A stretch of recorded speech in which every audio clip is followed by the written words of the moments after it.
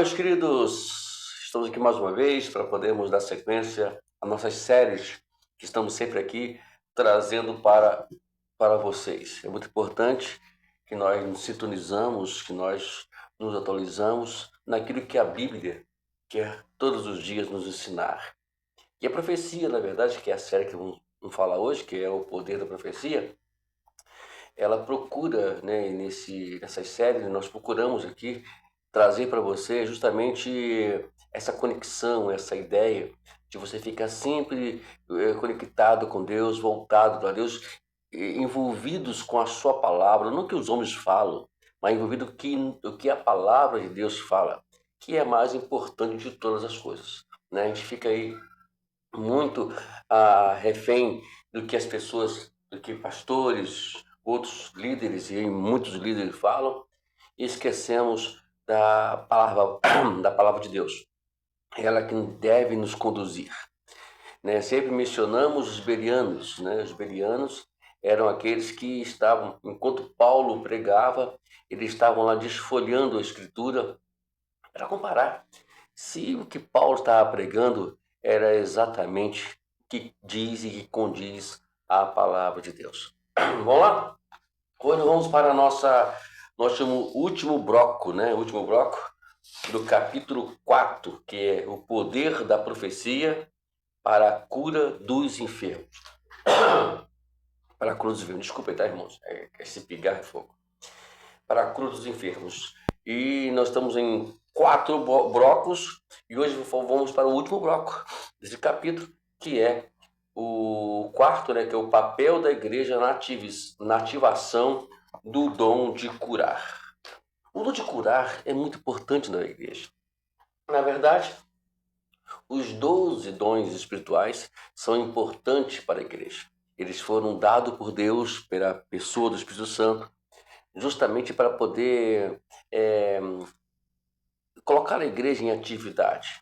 Uma igreja que não se ativa nesses 12 dons espirituais, uma igreja que não está adequadamente voltada para a palavra.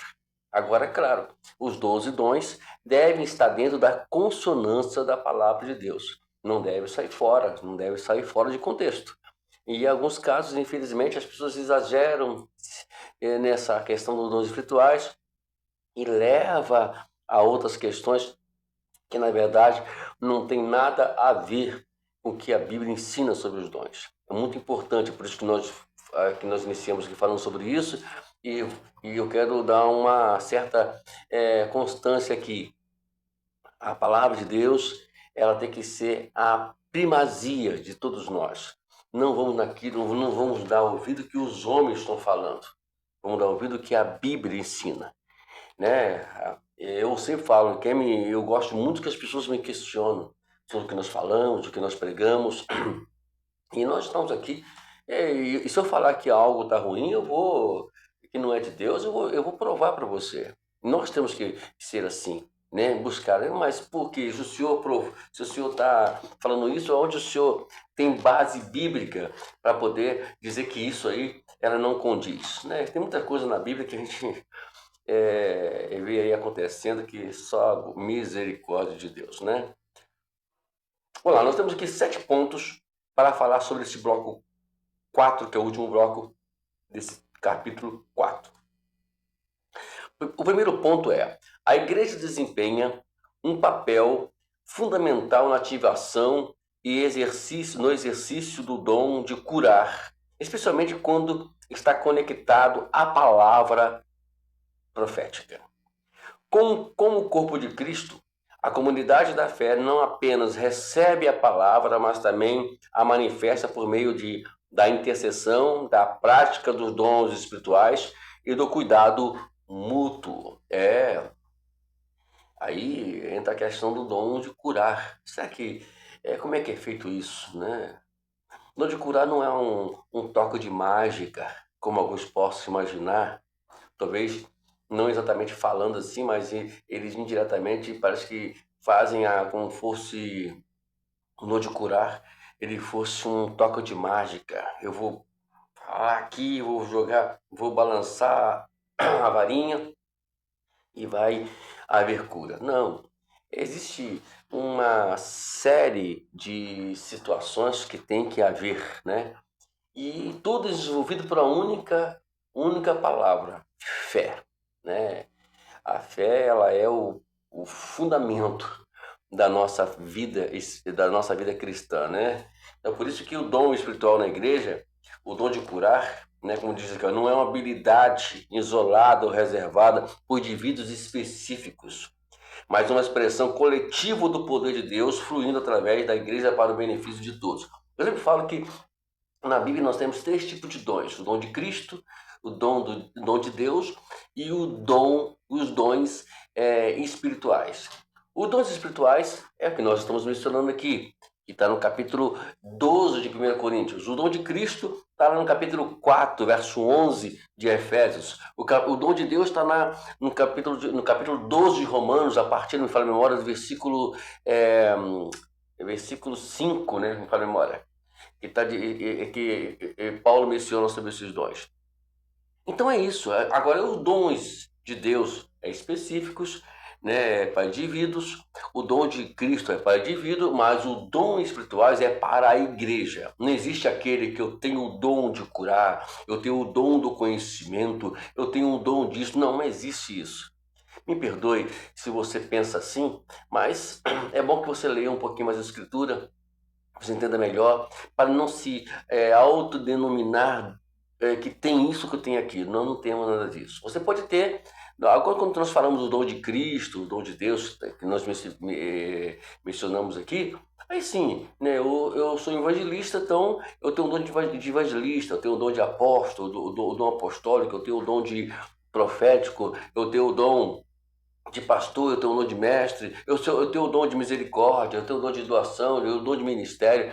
É diferente do que é o dom do Espírito Santo, porque o Espírito Santo ele trabalha na igreja, os dons foram levados para trabalhar dentro da igreja. Esses são casos que a gente pode, mais tarde, se caso, se quiser que a gente converse mais francamente sobre isso, eu desafio você. Então, se quiser, é só você falar aí, dá o seu comentário aí. E a gente vai conversar sobre isso. A gente monta aqui um estudo. E se você quiser conversar comigo pessoalmente também sobre isso, aí você manda que eu mando o meu Instagram aqui no próprio canal mesmo. Vamos para a parte do ponto número 2. A palavra profética muitas vezes funciona como um catalisador, revelando o desejo de Deus de liberar cura em situações específicas. Não Deus, tem pessoas que praticamente querem obrigar a Deus a curar, querem obrigar a Deus a se manifestar. Não é assim. Tem que haver situações. Deus, ele cria situações e nós vamos, é claro, obedecer essas situações, mas não deixando bem claro que não é como nós queremos, é como Deus quer. É da vontade dele, é conforme, né, aqui, como nós lemos aqui, ó, quando essa palavra é liberada, cabe à igreja responder com fé e unidade. Aí Deus vai liberar e aí vai aí a questão de a igreja responder se crer e de uma forma uníssona. Ó, escute só. Uma igreja dividida, porque às vezes acontece muitas coisas como essas na igreja de hoje. Que é cara divisão. Eu já ouvi perguntas me fizeram uma vez. Ah, pastor, por que Deus não manifesta mais o poder de Deus, a cura, coxo levantando e assim por diante, até ressurreição de mortos hoje? Simples. Porque hoje,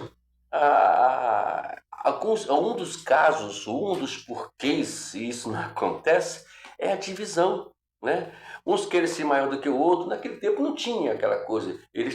Deus tinha estabelecido Pedro, João, Tiago como líder, mas eles, na verdade, não se autodenominaram assim. Eu não vejo dessa forma.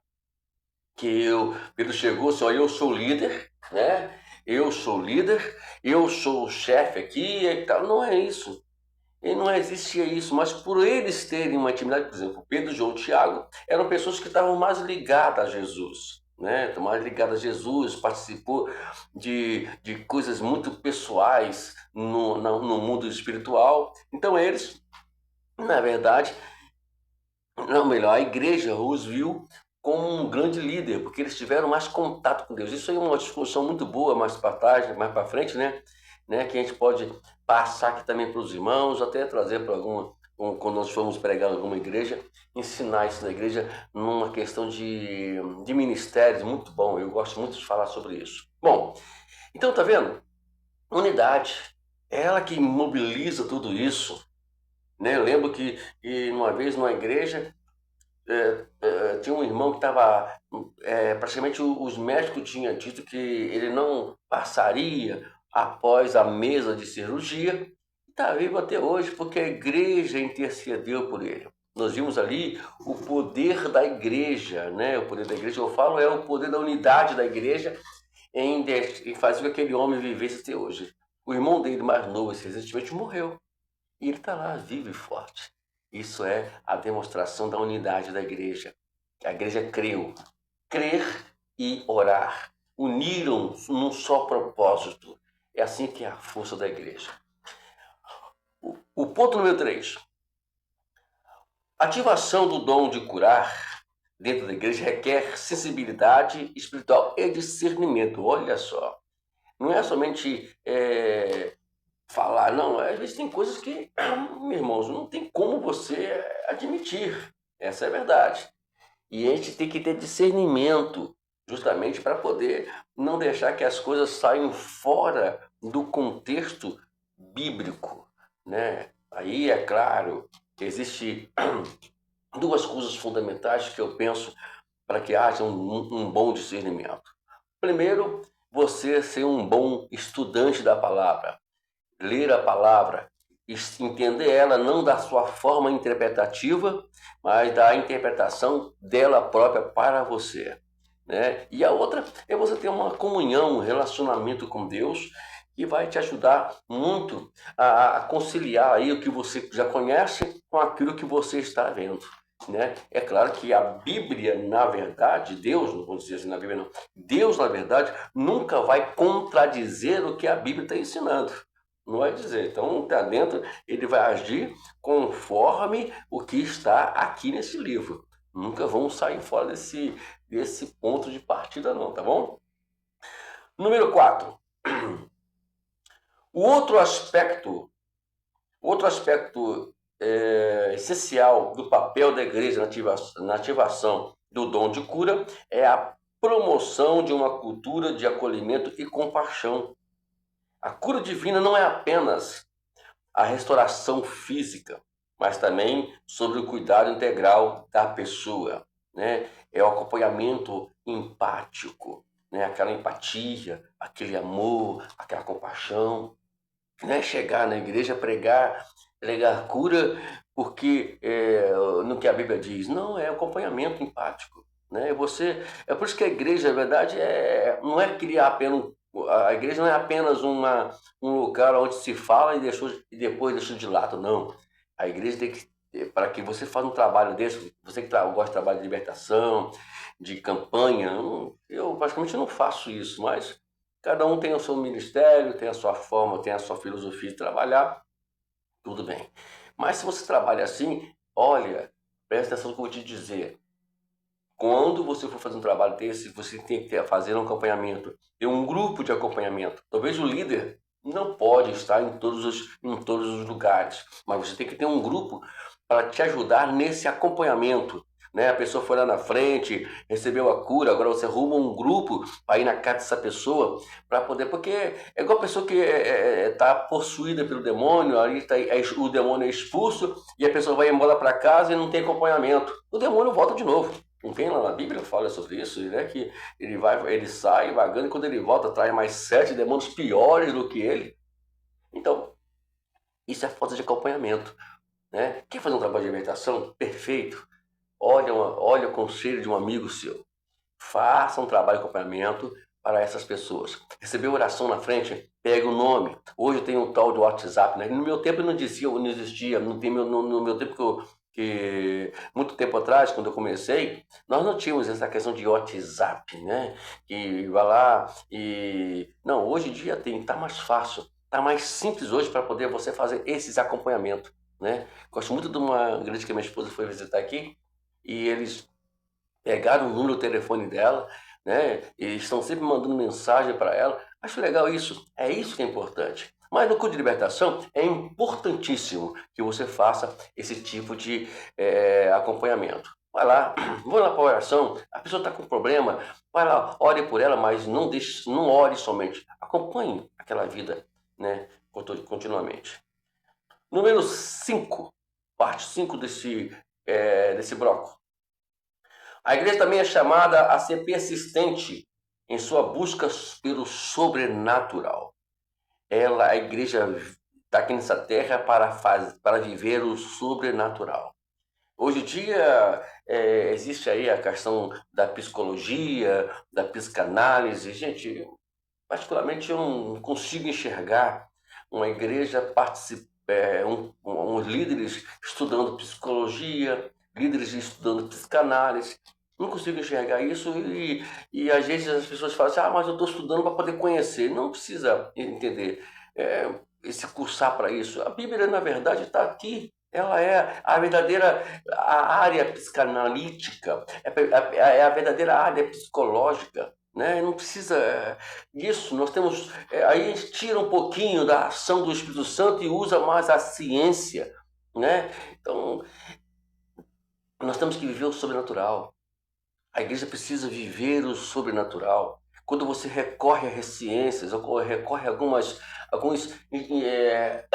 alguns sistemas nessa terra, você está saindo do sobrenatural, como músicas e outras mais coisas, você usando dentro das igrejas, usando situações para chamar a atenção de pessoas para virem para a igreja. E, na verdade, eles vêm para a igreja e vivem, né, como se estivesse num ambiente natural.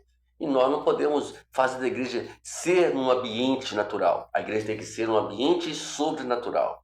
Nós temos que estar além, acima do que nós estamos vendo, do que nós temos. Ou podemos tocar. Deveria ser assim. Deve ser assim.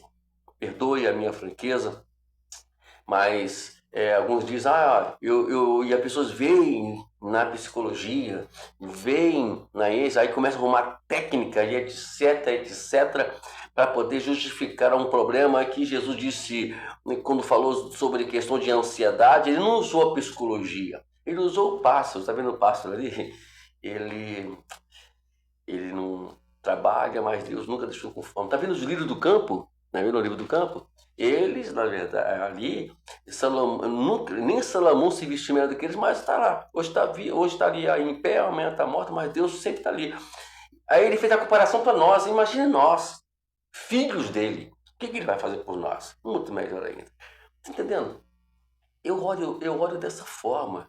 E essa é a visão que nós temos que olhar hoje em dia. Né? E depois que criaram a questão da psicanálise e a psicologia existiu há algum tempo já, a filosofia, tem crente se envolvendo com filosofia. Mas o que, né? Vamos envolver com a palavra de Deus. Orar mais. É falta de oração. Né? A falta de oração, às vezes, nos leva a recorrer recursos do que usar a própria Bíblia. Bíblia e oração, as duas coisas, são a psicanálise. Bíblia e oração é a psicologia. Bíblia e oração é as filosofias. Pastor, mas eu na escola tenho que estudar. Não tem problema nenhum. Estude o que você puder estudar lá, mas a Bíblia, em primeiro lugar, agora, quiser me formar a isso, aí é outra questão que eu nem discuto. Eu apenas não aceito. Número 6. O papel da igreja na ativação do dom de curar também inclui a responsabilidade de discipular aqueles que são curados. A cura física é uma manifestação do poder de Deus, mas o seu propósito final é sempre espiritual, que é aproximar as pessoas de Deus. O culto de libertação, vamos voltar novamente a falar sobre isso, ele pode usar sim, você pode usar o culto de libertação para as pessoas receberem a cura, Mas nunca, eu lembro que eu falei aqui sobre acompanhamento, é discipular, criar ali um ambiente para você ir na casa daquela pessoa, discipular aquela pessoa, trabalhar na vida espiritual daquela pessoa. A maioria dos cursos de libertação que eu tenho observado é dessa seguinte forma: a pessoa vai para a igreja, nós vamos lá, recebe a cura, faz ali a campanha de 7 dias, 7 semanas, sei lá como que é o negócio. Depois disso, aí elas vão para a sua casa e acabou. Não existe um trabalho intensivo sobre aquela pessoa de discipulado, né? Então tem que haver o discipulado, né? Lembra que Jesus disse: aqueles que o Pai vier até a mim e trouxe até mim, e de maneira alguma os lançarei fora. Está lá em João 6,37. Gosto muito dessa passagem. Então, se Jesus trouxe, se a dor trouxe aquela pessoa para a igreja, ela vai ser curada e abençoada, e nós vamos aproveitar a oportunidade para podermos trazer para ela, né? Ou melhor, trazer para ela, levá-la até a se aproximar de Deus. Nosso papel aqui na igreja, com pastores, com discipuladores, é exatamente só isso. Não vamos dizer que somos isso ou aquilo, não vamos parar com isso. Então tá aqui, né? Eu tenho procurado muito falar sobre isso. Muitas pessoas não ignoram porque querem elas interpretar a Bíblia conforme elas pensam. Cuidado com isso, meu amado. Tem um preço muito alto você pagar. Eu paguei um preço muito alto por querer achar que eu poderia fazer das minhas formas, e eu tenho muito e estou pagando até hoje esse preço. Não queria que você pagasse esse preço não, meu amado. Eu estou aqui usando essas oportunidades aqui do canal, dessa série de mensagens que estamos aqui elaborando no canal do Ministério OPA, justamente para poder te ajudar a não pagar o preço. Eu estou aqui toda semana enviando mensagens, tem mais outras séries que vão enviar, já vamos providenciar, para poder te ajudar a não se envolver com isso, a não entrar nesse caminho que eu entrei um dia e aí paguei um preço muito alto. Finalizando a parte 7 aqui, o papel da igreja na ativação do dom de cura vai muito além do que um ato em si. Ela envolve criar um ambiente espiritual saudável, responder à palavra profética com fé e unidade e cuidar de pessoas de forma integral. Bom, finalizamos aqui para resumir exatamente aquilo que estamos falando desde o início aqui da nossa conversa de hoje, né? Não é somente chegar lá e fazer o trabalho de cura e deixar por isso, não. Tem que ter um trabalho intensivo, tem que haver cuidados, né? Tem que criar um ambiente espiritual para que as pessoas estejam envolvidas dentro da palavra. Não se esqueça, a palavra profética é isso aqui. Não é a minha boca só vai ser profética se eu falar o que ela ensina, né? Se eu falar por si, eu sou um profeta pessoal, um profeta humano.